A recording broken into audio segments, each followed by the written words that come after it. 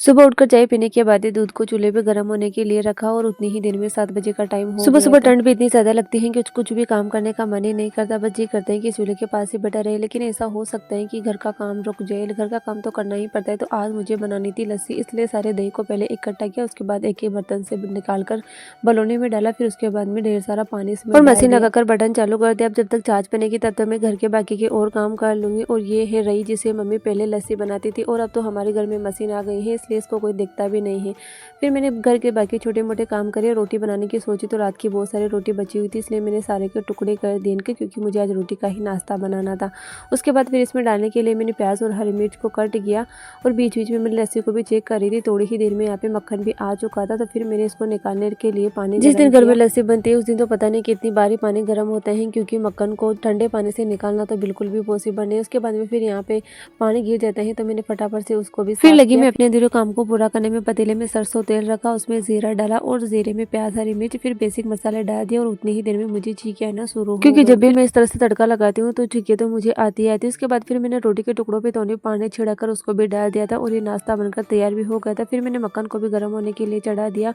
बाकी सब कामों को छोड़ा और नाश्ता परोसा, क्योंकि मुझे खाना खाने के बाद ही फिर मैंने बची हुई रोटी को एक कटोरी में निकाल दिया। उसके बाद जो मक्खन गर्म किया था तो उसको भी दोनों बर्तनों में रख दिया, और अब करने थे मेरे को इतने सारे बर्तन साफ, तो फटाफट से मैंने चूल्हे से चुटकी बजाकर सारे बर्तनों को साफ कर दिया। सारा काम खत्म करने के बाद ही फिर मैं डेली खाने वाले अपने